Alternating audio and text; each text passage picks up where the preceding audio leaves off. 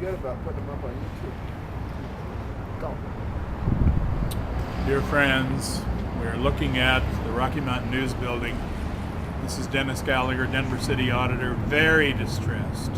I am very distressed to hear the news that the Rocky Mountain News may no longer be with us after even before it becomes its 150th birthday. This is very distressing. And I call upon our founder, Thomas Jefferson, who reminded us that he would trust the people with no government at all as long as they could read the newspapers and determine the issues that were before the people. Yes. Think of that.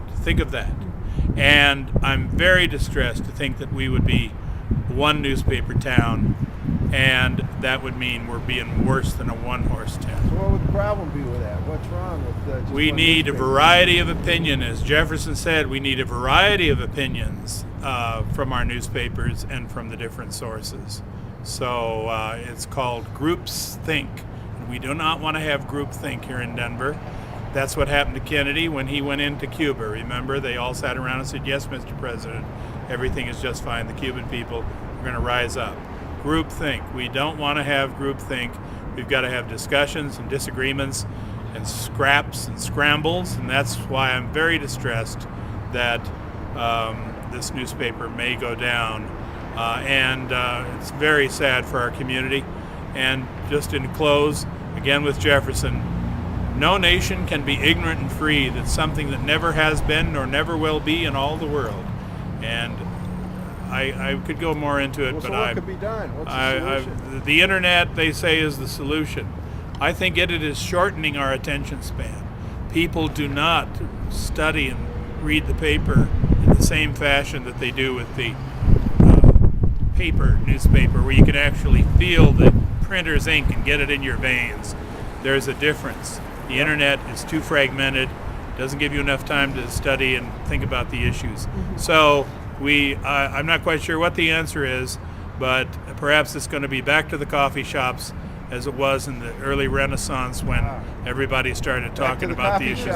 Back to the coffee shops. So, all right. And who's going to go next, John?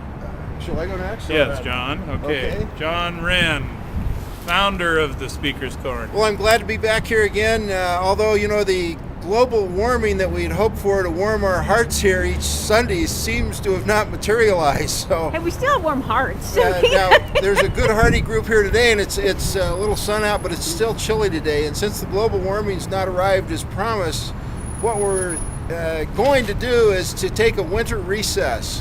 And we're going to go ahead today, and then we're going to take a winter recess and reconvene the first Sunday after spring, the first day of spring, which would be something like March 22nd.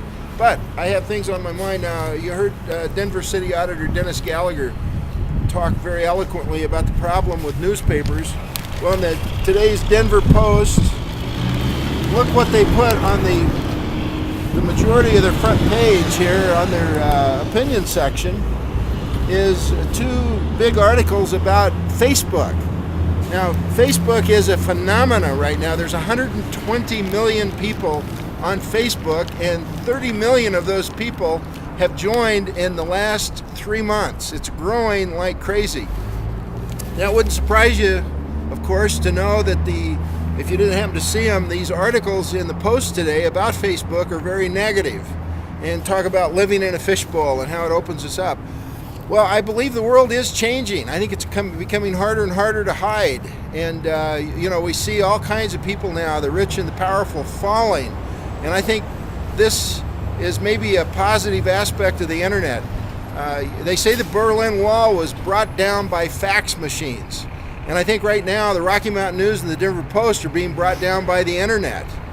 I think this is a problem because the way that newspapers have been structured, they've generated money that they could use for reporters to go in and dig out the facts about what's happening. Now that's far different than just the casual conversation we get on the internet and things like Facebook. So there is a problem here, and I'm not so sure what the solution is, but we need to get our thinking caps on and come up with a good solution. Because I don't believe the internet is going to go away. I think it's here to stay. And as it brings down our newspapers, it does present problems, but it may also present phenomenal opportunities.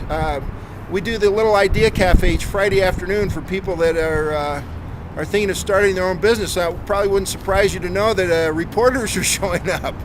And these reporters are thinking, well, now how can we use the internet to somehow get into publishing so that we can cut out all this administrative overhead and publish ourselves, our own publications.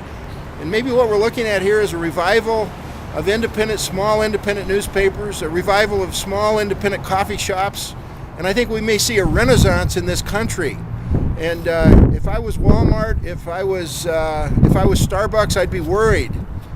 But if I was a reporter at the Rocky Mountain News, I'd be thinking seriously about what can I do to gather my readers into a group and take them into my own publication as a life raft, as a safety boat.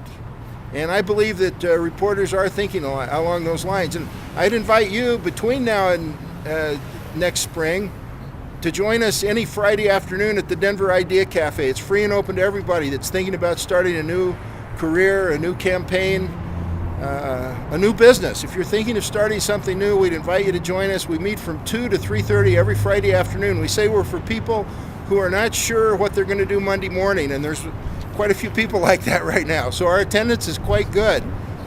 You can find it by Googling Denver Idea Cafe, and it'll come right up. It's free and open to everybody. We do ask you to RSVP, though, so because we do limit.